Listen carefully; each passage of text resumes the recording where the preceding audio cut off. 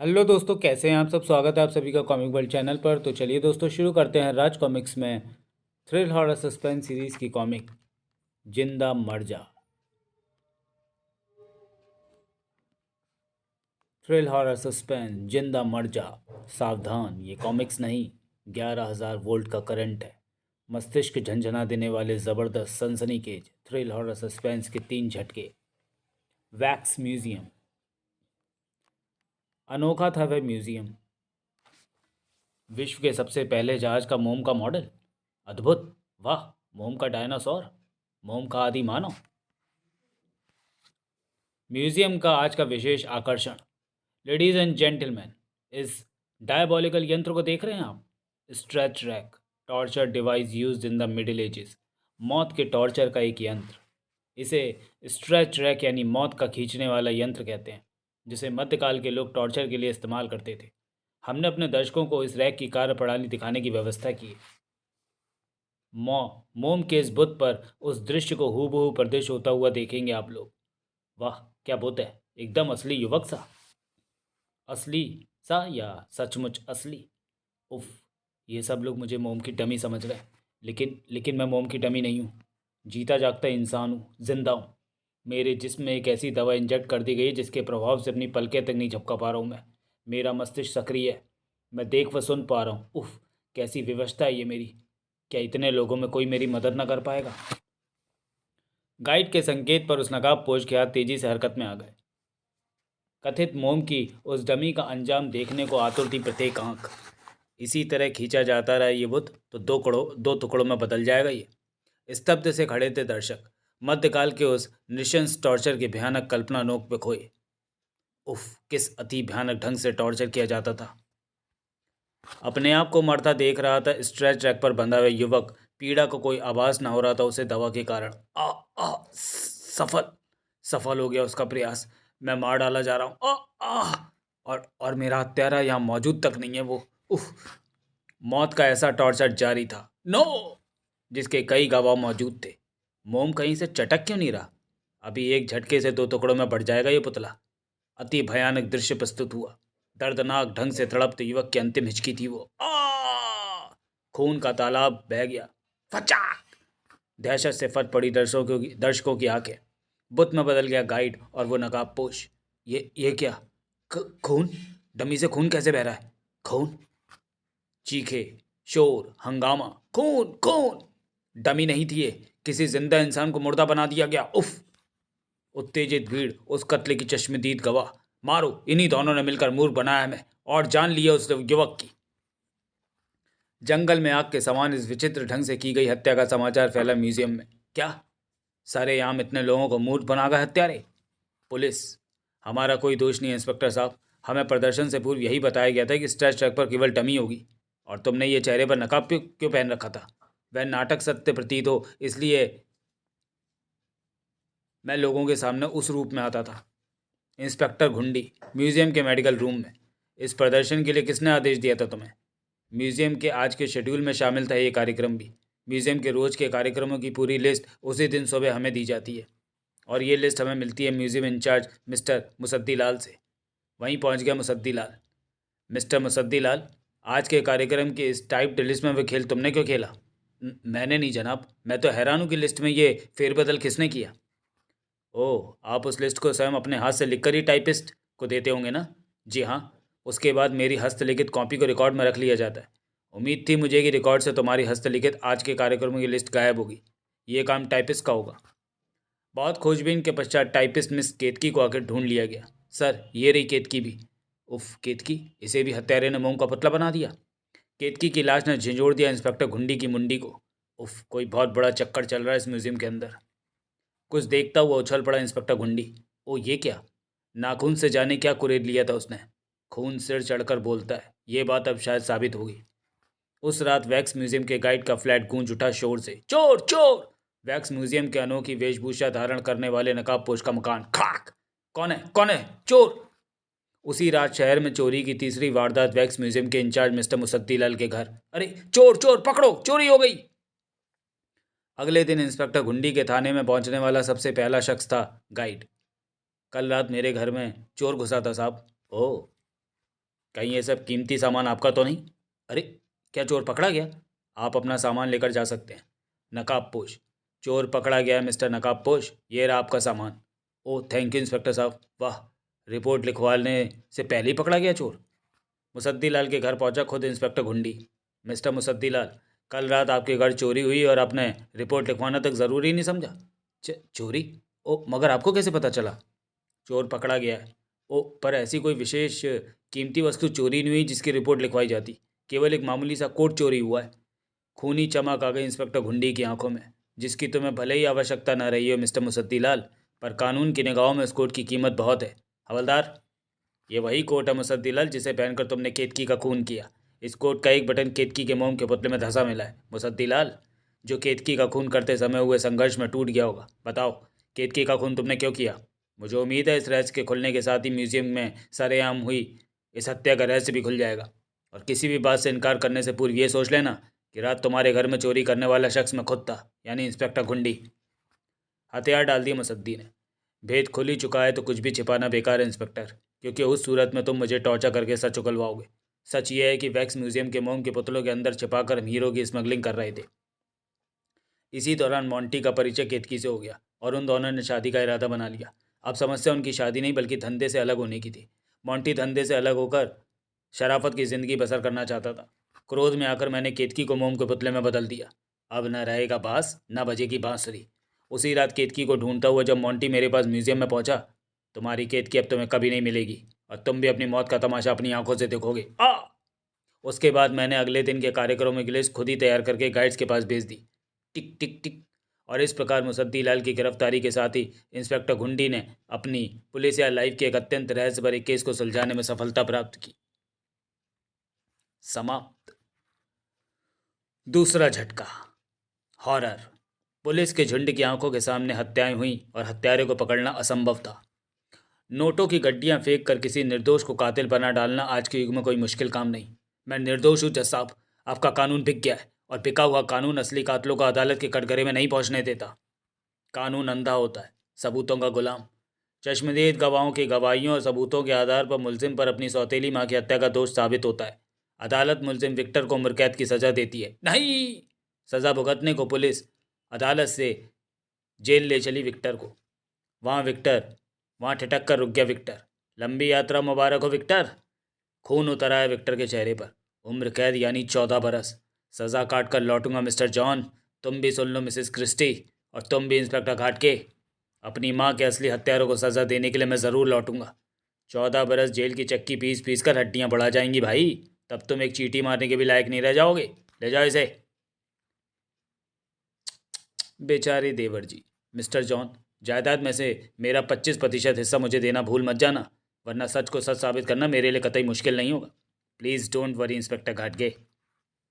उस रात, अरे इंस्पेक्टर घाटगे आओ, तो मैं बताने आया हूँ कि कल विक्टर की सज़ा के 14 बरस पूरे हो रहे हैं। जॉन, उसके सीने में दबी प्रतिशोध की चिंगारी भड़क कर शोला बन चुकी होगी। क्या? लेकिन घबराओ मत। अब उसके हाथ पाँव में हिम्मत का फौलाद नहीं रहा। एक हाथ व एक टांग पुलिस की मार से बेकार हो चुके हैं। तब तो वाकई हमें उससे भयभीत होने की कोई आवश्यकता नहीं। हाँ, मगर क्या इंस्पेक्टर? इसे पढ़ लो। उनके होश उड़ा देने के लिए काफ़ी था वो पत्र। मैं 14 बरस की सज़ा कल पूरी कर रहा हूँ। कल रात ठीक 10 बजे इंस्पेक्टर घाटके की मौत के साथ ही मेरा प्रतिशोध आरंभ होकर परसों दोपहर ठीक 12 बजे सरेआम तुम दोनों की हत्याओं के बाद समाप्त होगा। अलविदा। खौफ झांक रहा था क्रिस्टी की आंखों से। ये सब क्या है घाटके? कहाँ से मिला तुम्हें ये पत्र? पता नहीं, रुमाल निकालने के लिए जेब में हाथ डाला तो ये पत्र देखकर मैं खुद उछल पड़ा था। लेकिन पत्र का मजमून पढ़ने के बाद मुझे समझते देर न लगी कि ये पत्र मेरी जेब में पहुंचाने वाला शख्स कौन है। अजीब बात है घाटके, कहीं विक्टर सचमुच ही ये धमकी पूरी तो नहीं? पागल हुए हो क्या? उसका साया भी ना पहुंच पाएगा हम तक। मैं तो धमकी भरा ये पत्र लिखने के जुर्म में उसकी सज़ा और बढ़वा देता, पर साले ने पत्र टाइप करवाया हुआ है और इस पर कहीं नाम भी नहीं लिखा उसका। और हाँ, परसों तुम अपने बंगले के लॉन में पुलिस के ज़बरदस्त इंतजाम में रहोगे। एक बेहद प्रतिष्ठित उद्योगपति के रूप में विख्यात हो चुका था जॉन। उसकी सुरक्षा के लिए अगले दिन प्रातः से ही हथियारबंद पुलिस का बड़ा ही ज़बरदस्त पहरा लगा दिया था बंगले पर। मेरी आज और कल की सारी मीटिंग्स कैंसिल कर दो। सेंट्रल जेल के सामने उस टावर पर उपस्थित था खुद इंस्पेक्टर घाटके। अपनी आंखों से जब तक मैं उसकी कुचली हुई लाश ना देख लूँगा मुझे चैन नहीं मिलेगा। क्योंकि ये प्रश्न मुझे अभी भी परेशान किए हुए कि मेरी जेब में विक्टर का पत्र कहाँ से और कैसे पहुंचा। वैशाखी ठकठकाटा बेहद कमज़ोर सा वह इंसान विक्टर था, जो वाकई अब एक चींटी भी मार सकने के लायक नहीं रहा था। ठक ठक। किसी को भी दया आ सकती थी बेबसी की उस चलती फिरती लाश पर। 2 कदम चलते ही जिसकी सांस धौंकने के समान चलने लगी थी। 14 बरस जेल की काली दीवारों में कैद नज़र भर भी न देख पाया था वह बाहर की दुनिया को, और अंधेरी हो गई उसकी दुनिया। आ आ धड़ाक। चलती फिरती लाश खून व मांस के लोथड़ों की सूरत में सड़क पर बिखर गई। यहाँ वहाँ इधर सड़क पर हंगामा मचा। लंगड़ा था बेचारा। उफ। उधर ट्रक में हुए भयानक विस्फोट ने गुंजा दिए कान। बूम। और इधर इंस्पेक्टर घाटके। आज रात को 10 बजे घाटके की मौत से शुरू होना था इसका प्रतिशोध। हटो हटो, दूर हटो। मुझे वो पत्र लिखकर खामखाई इसने अपनी मौत बुला ली। और यह भी अच्छा हुआ कि उस ट्रक में मैंने पहले ही टाइम बम फिट कर दिया, ताकि इस तरह इसका कोई राजदार न रहे। लाश का पंचनामा करके उसे पोस्टमार्टम के लिए भेजने के बाद खुद भी वहाँ से चल पड़ा इंस्पेक्टर घाटगे। जॉन और क्रिस्टी सुनेंगे तो 4-5 लाख आराम से सौंप देंगे मुझे। कितनी बड़ी खुशफहमी थी इंस्पेक्टर घाटगे को। काश वह जान पाता कि विक्टर नाम की लाश को मार कर उसने वही किया जो चाहती थी, वह चलती फिरती लाश। रिसीवर कान से लगाते ही बिच्छू कांटे सा उछल पड़ा जॉन। क्या? कैसे? मगर क्या हुआ जॉन? रात ठीक 10 बजे इंस्पेक्टर घाटगे मारा गया। बुरी तरह नुची फटी लाश मिली है उसकी थाने में। जड़ सी रह गई क्रिस्टी। क्रिस्टी? पर घाटगे तो कह रहा था कि उसने विक्टर को फिर ये सब क्या गुत्थी थी ये। छावनी नजर आने लगा जॉन का बंगला। आप घबराएं नहीं मिस्टर जॉन, बंगले का चप्पा चप्पा पुलिस की निगरानी में, और मैं खुद भी यहाँ इस कक्ष में आपके साथ उपस्थित हूँ। वॉल क्लॉक पर जमी थी वे 4 जोड़ी निगाहें। भयानक सन्नाटा घड़ी की सुइयों के आगे बढ़ने के साथ साथ और गहरा होता जा रहा था। वॉल क्लॉक ने 12 बजने की सूचना दी। Ton ton ton. सुते हुए पीले जर्द चेहरे, धाड़ धाड़ कर बसते दिल, और क्लॉक के अंतिम घंटे के साथ हलक फाड़कर चीख उठी क्रिस्टी। जॉन! उफ नहीं! उछल पड़ा commissioner. Mister John, missus Christie, क्या हुआ? आप लोग इतने खौफजदा क्यों हो रहे?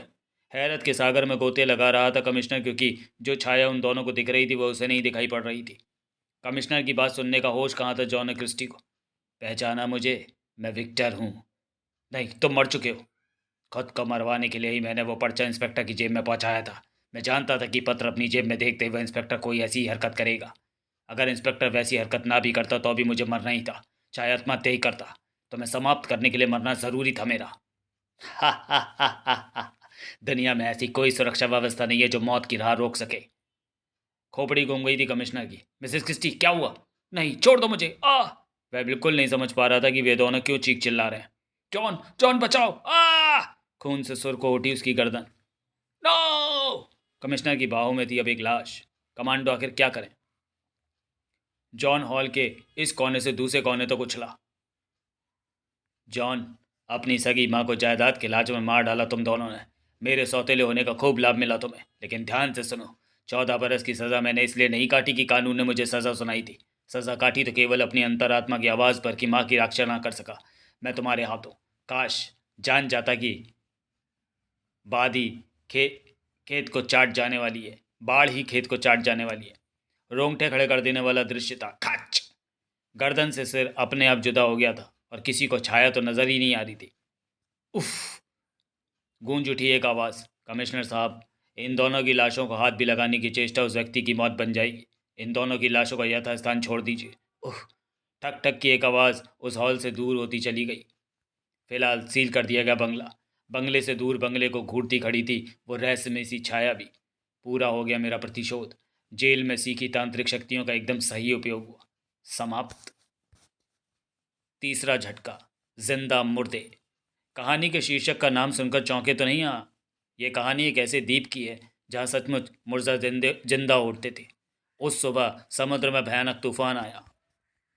मालवाहक जहाज विक्रम तिनका तिनका होकर समुद्र की लहरों पर बिखर गया। विक्रम के अंतिम संदेश के पश्चात तूफान के शांत पड़ते ही एक खोजी नौका विक्रम की तलाश में निकल पड़ी। और उस समय दंग हो उठे खोजी जहाज के वे यात्री। कैप्टन कर्क, तूफान के लक्षण फिर से पैदा हो रहे हैं। घबराओ नहीं जूली, हम जिस नौका पर सवार हैं वह बड़े से बड़े संकट का सामना कर सकती है। मिस्टर देसाई की निगाहें जा टिकी उस द्वीप पर। किस्मत मेहरबान है हम पर। वह देखो। ओह, नौका को उधर लो मिस्टर कर्क। Okay Louis. चारों द्वीप पर उतर गए। कैप्टन, तूफान से बचने की जल्दी में एक बड़ी विचित्र बात पर हम में से किसी का भी ध्यान नहीं गया। कौन सी विचित्र बात? जूली ठीक कह रही है कैप्टन, हम लाल द्वीप पर हैं। लाल द्वीप? Oh my God! आश्चर्य से सिकुड़ चुकी थी कैप्टन कर्क की आंखें। लाल द्वीप को डूबे हुए 100 साल से भी ऊपर हो चुके हैं। इस द्वीप के साथ ही डूब गए थे द्वीपवासी भी, जिनका आज तक कुछ पता नहीं चला। कैप्टन, एक ऐसे ही भयानक तूफान में लाल द्वीप का अस्तित्व समाप्त हो गया था। ऐसा लगता है जैसे तूफान ने इस द्वीप को वापस लौटा दिया है। बकवास नहीं जूली, बकवास नहीं। 100 साल से गुम द्वीप एकाएक यूं प्रकट नहीं हो सकता। सूरज पश्चिम की गहराइयों में उतर रहा है। देसाई, लुइस, सर्चलाइट, आर्म्स, भोजन के पैकेट इत्यादि साथ ले लो। अब सुबह से पूर्व हम आगे नहीं बढ़ सकते, तूफान का खतरा है। सूर्य पश्चिम की गहराइयों में खो गया, रह गया भयानक गर्जना करता समुद्र। Okay captain. कैप्टन, इस द्वीप पर कोई सुरक्षित जगह ढूंढनी होगी जहाँ रात काटी जा सके। हम सब वही कर रहे हैं देसाई। एक चीख निकल पड़ी लिस के कंठ से। उफ कैप्टन, मेरा पाँव जकड़ लिया किसी ने। जूली के हाथ में थमी सर्चलाइट एक झटके के साथ रोशन हुई। Oh no! तिरपन कांप गए सबके। कैप्टन, मुझे बचाओ! उफ, ये क्या? चीख पड़ा देसाई भी। कैप्टन! वुश! जौंक की तरह चिपक गया मुर्दा देसाई से। भाग! पल भर को जड़सा हो गया कैप्टन। बेहद तीव्र गति के साथ वह हरकत में आया। Bang bang!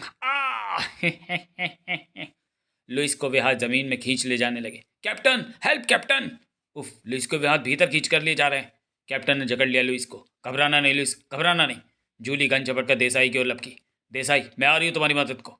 देसाई की खाल को प्याज के छिलके के समान उतार रहा था वह जिंदा मुर्दा। देसाई और जूली के बीच जमीन फोड़ कर निकला एक और जिंदा मुर्दा। वुश! गन का लीवर खींचने में एक पल का भी समय व्यर्थ नहीं किया जूली ने। जिंग! जूली की पीठ पर गड़ गए एक और जिंदा मुर्दे के पंजे। जिंदा मुर्दे, जिंदा मुर्दे! रात के सन्नाटे को भेदती चली जा रही थी जूली की आंखें। यह तीव्र प्रकाश कैप्टन कर्क की सर्चलाइट से कौंधा था। जिंदा मुर्दों को पकड़ से स्वतंत्र हो गई जूली। आह कैप्टन! ओह, तीव्र प्रकाश का असहनीय है इन्हें। शांत पड़ चुकी थी देसाई और लुइस की चीखें। दोनों को जमीन में खींच ले गए जिंदा मुर्दे। उह, यहाँ से चलो कैप्टन, प्लीज यहाँ से चलो। जमीन में न जाने किस ओर से कब बाहर निकल आए ये जिंदा मुर्दे। उह, अपनी बोट की तरफ भागो जूली, कोई! गड़गड़ा उठा आकाश। कैप्टन, तीव्र तूफान में सांस तक ले पाना दूभर हो रहा है।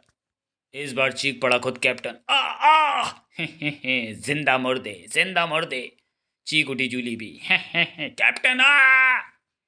बुरी तरह बौखलाए हुए कैप्टन ने तीव्र प्रकाश से नहीं नहा दिया दोनों मुर्दों को। फक! आ! जूली, जूली कहाँ हो तुम? रोंगटे खड़े हो गए कैप्टन के। जूली! अपनी नौका वाली दिशा की ओर अंधाधुंध भाग पड़ा कैप्टन। मौत की धरती है ये, जो गलती है जिंदा मुर्दे। जिंदा मुर्दों की फौज दीवारें फाड़ कर बाहर निकल आई। जिंदा मुर्दे! तीव्र प्रकाश ने उन्हें वापस दीवार में समाने पर विवश कर दिया। भागते हुए कैप्टन का हाथ साथ छोड़ दिया इस बार किस्मत ने। ओ गॉड! जमीन फाड़ कर निकल आए जिंदा मुर्दे। नहीं! आ! पल भर में नोच खसोट डाला गया कैप्टन का जिस्म। आ! आ! इसी पल भीषण तूफान से हिल उठी द्वीप की धरती। व्रूम! अगली सुबह खोजी नौका समुद्र की छाती पर हवा के थपेड़ों के सहारे मंतर गति के साथ आगे बढ़ती हुई दिखाई पड़ी। पर अब वहाँ दूर दूर तक भी किसी द्वीप का नामो निशान तक न था। लाल द्वीप, जो 100 साल पूर्व की तरह डूब गया था, जिंदा मुर्दों का रहस्य अपने घर में समेटे। समाप्त। तो चलिए दोस्तों, वीडियो को यहीं समाप्त करते हैं और मिलते हैं राज कॉमिक्स में थ्रिलर और सस्पेंस सीरीज की किसी अगली कॉमिक्स में अगले वीडियो में। तब तक के लिए धन्यवाद।